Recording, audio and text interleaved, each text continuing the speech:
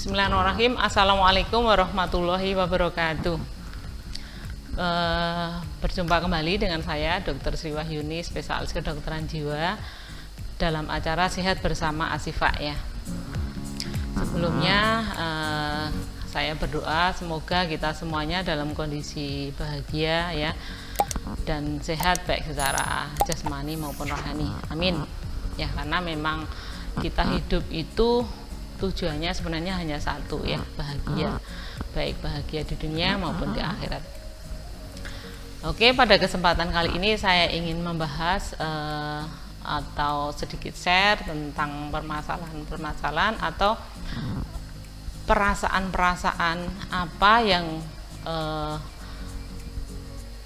harus kita kenali, harus kita perhatikan agar tidak bisa menjadi penyakit.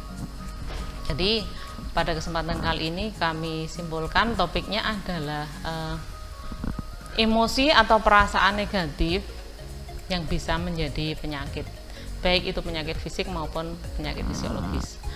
Dari pengalaman praktek saya ya, banyak sekali yang asal mulanya atau sumbernya itu adalah dari perasaan atau emosi negatif yang tidak bisa diselesaikan dengan baik.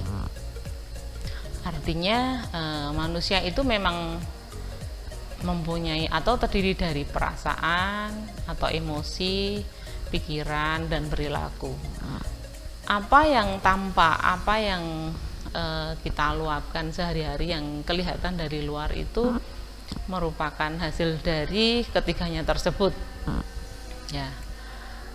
Banyak sekali yang datang dengan keluhan perutnya sakit ya, atau istilahnya discomfort atau dispepsia atau gastritis kronis seperti itu.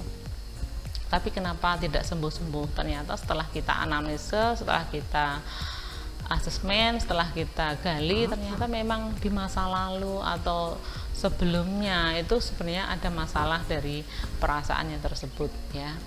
Perasaan atau emosi itu kalau intens, artinya berlangsung lama, itu disebut juga dengan mood, atau dalam perasaan atau dalam istilah psikiatri namanya mood ya.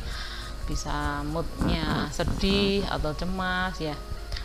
Untuk kesempatan kali ini mungkin akan saya sebutkan ya, emosi-emosi negatif atau perasaan negatif apa sih yang harus kita kenali, yang harus kita perhatikan agar kita juga bisa mengevaluasi diri. Apakah saya merasa seperti ini, sudah berapa lama saya merasa seperti ini gitu.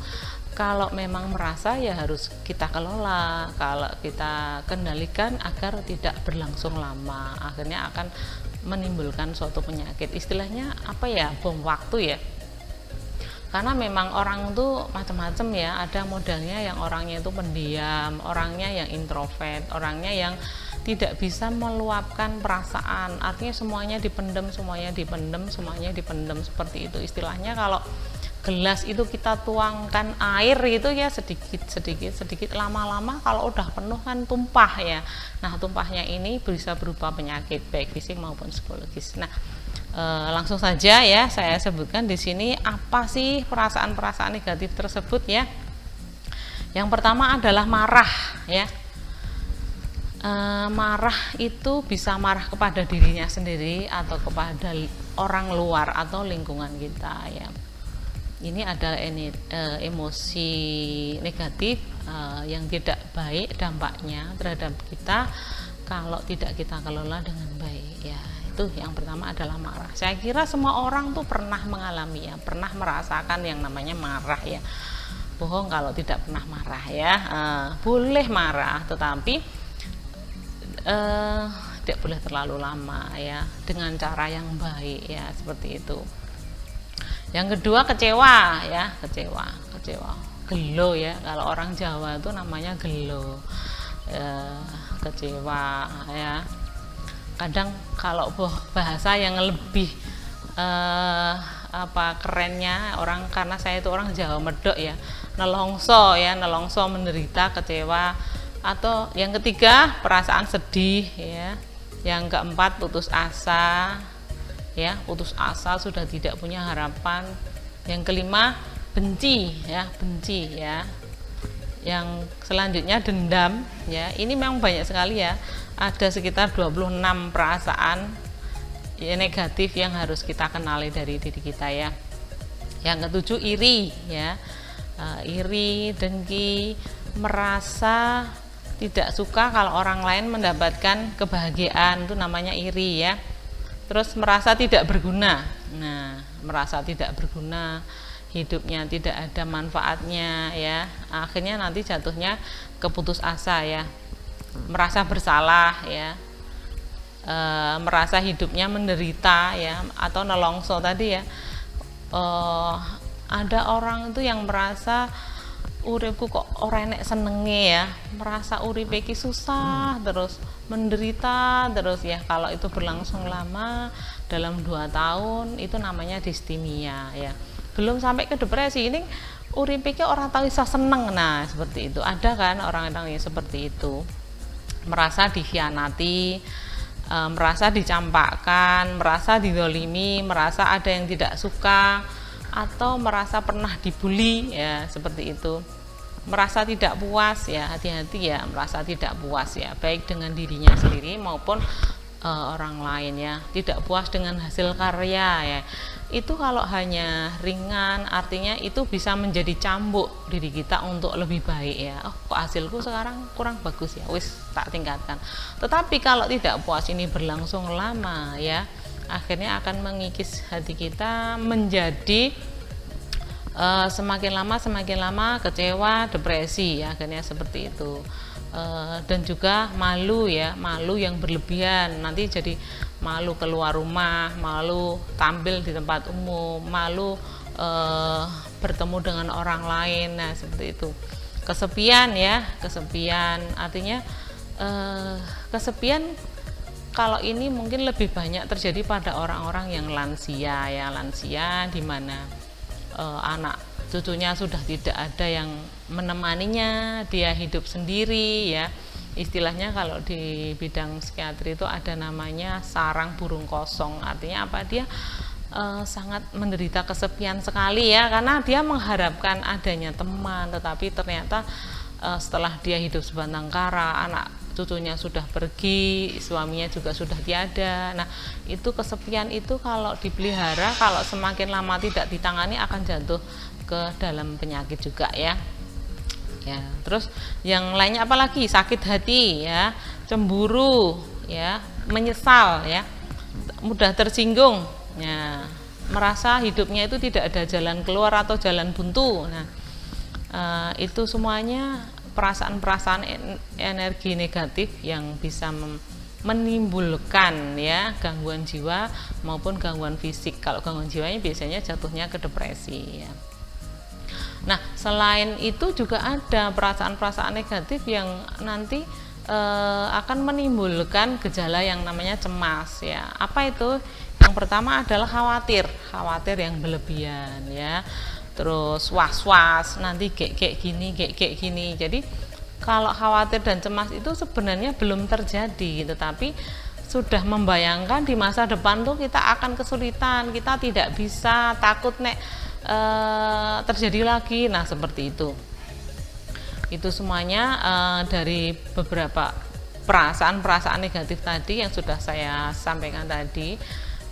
Kalau kita sudah mengenali, oh ternyata saya kok merasa ada rasa kecewa ya, itu terus kemudian langkah selanjutnya kita evaluasi, kecewa saya ini sudah sampai mana, masih dalam taraf yang fisiologis atau patologis ya.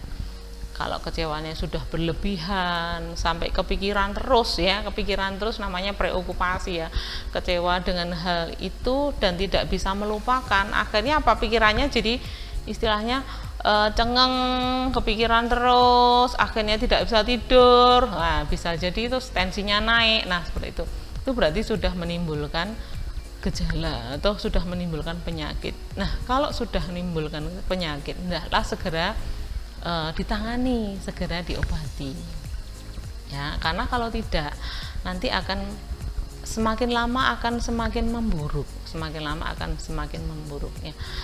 Kenapa ini saya sampaikan ya? Karena memang banyak sekali ya penyakit-penyakit atau keluhan-keluhan atau gangguan-gangguan jiwa itu yang didahului oleh perasaan-perasaan negatif. Ini merupakan gejala awal atau istilahnya bibit ya. Kalau bibit bisa menjadi penyakit, bisa enggak gitu. Kalau kita tangani dengan baik, selesai ya, tidak akan menjadi penyakit. Tetapi kalau itu semakin lama semakin tambah ya, wis gelo, tambah sedih, tambah kecewa, tambah marah, ya nanti akhirnya akan seperti gunung es, akan meledak menjadi penyakit ya, seperti itu. Jadi marilah kita sama-sama semuanya mengoreksi diri kita. Adakah hal-hal ini dalam diri kita? Kalau ada, segera kita selesaikan agar tidak menjadi penyakit ya. Mungkin next time akan saya uraikan gimana sih bisa terjadi cemas dari rasa kecewa, bisa terjadi depresi ya.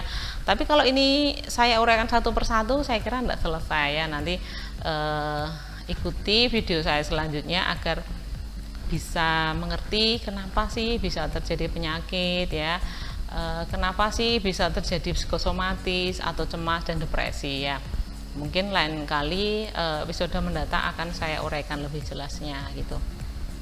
Demikian apa yang saya sampaikan pada kesempatan kali ini, mudah-mudahan bermanfaat dan menjadikan kita menjadi lebih baik, lebih sehat ya. Ada kurang lebihnya saya mohon maaf ya.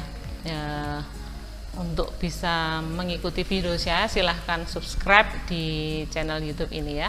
Terima kasih. Akhir kalam, wassalamualaikum warahmatullahi wabarakatuh.